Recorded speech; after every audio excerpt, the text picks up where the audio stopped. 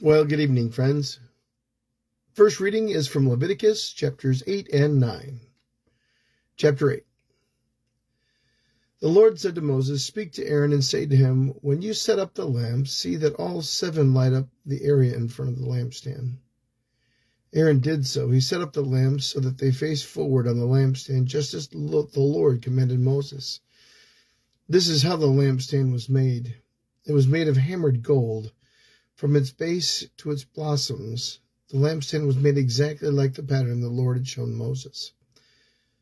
The Lord said to Moses, "Take the Levites from among all the Israelites and make them ceremonially clean.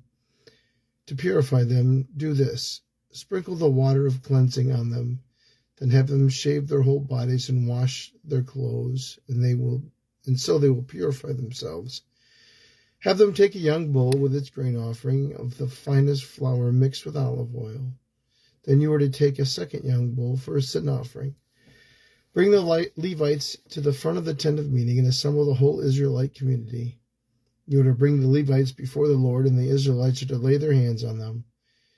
Aaron is to present the Levites before the Lord as a wave offering from the Levites, or from the Israelites, so they may be ready to do the work of the Lord. Then the Levites are to lay their hands on the heads of the bulls, using one for a sin offering to the Lord and the other for a burnt offering, to make atonement for the Levites. Have the Levites stand in front of Aaron and his sons, and then present them as a wave offering to the Lord. In this way you are to set the Levites apart from the other Israelites, and the Levites will be mine. After you've purified the Levites and presented them as a wave offering, they are to come and do their work at the tent of meeting. They are the Israelites who are to be given wholly to me. I have taken them as my own in place of the firstborn, the first male offspring from every Israelite woman. Every firstborn male in Israel, whether human or animal, is mine. When I struck down all the firstborn in Egypt, I set them apart for myself.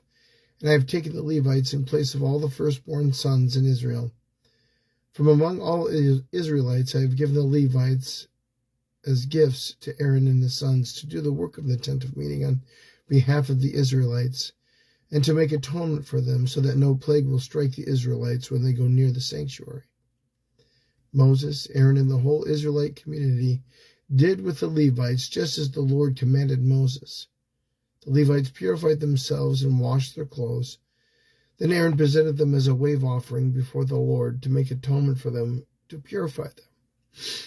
After that, the Levites came to do their work at the tent of meeting under the supervision of Aaron and his sons. They did with the Levites just as the Lord commanded Moses. The Lord said to Moses, "This applies to the Levites. Men 25 years old or more shall come and take part in the work of the tent of meeting. But at the age of 50, they must retire from their regular service and work no longer. They may assist their brothers in performing their duties at the tent of meeting, but they themselves must not do the work. This, then, is how you are to assign the responsibilities of the Levites." Chapter 9.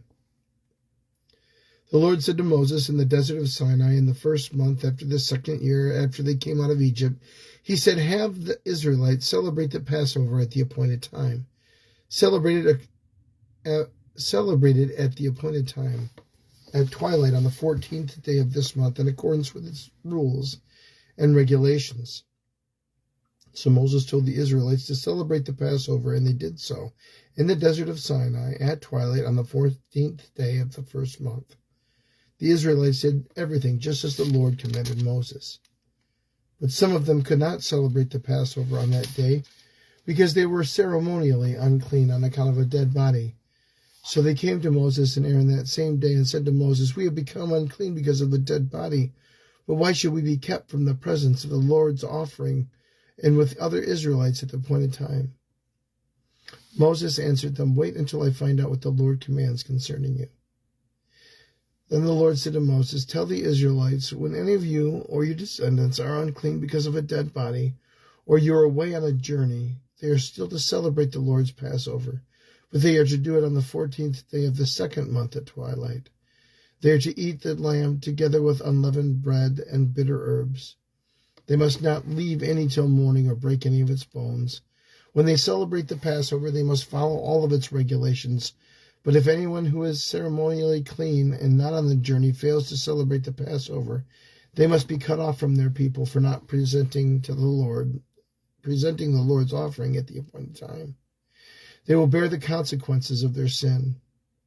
A foreigner residing among you is also to celebrate the Lord's Passover in accordance with its rules and regulations.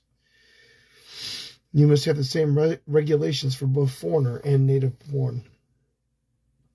On the day the tabernacle, the tent of the covenant law, was set up, the cloud covered it.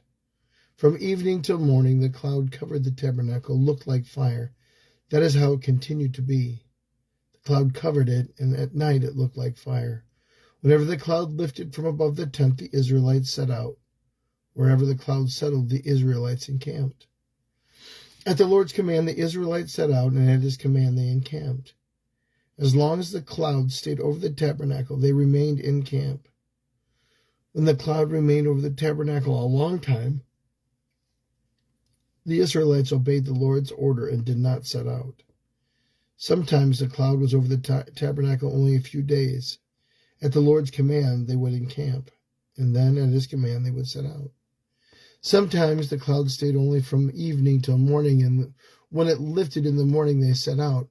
Whether by day or by night, whenever the cloud lifted, they set out. Whether the cloud stayed over the tabernacle for 2 days or a month or a year, the Israelites would remain in camp and not set out. But when it lifted, they would set out. At the Lord's command they encamped, and at the Lord's command they set out. They obeyed the Lord's order in accordance with his command through Moses. Numbers, chapters 8 and 9. Word of God for the people of God. Thanks be to God.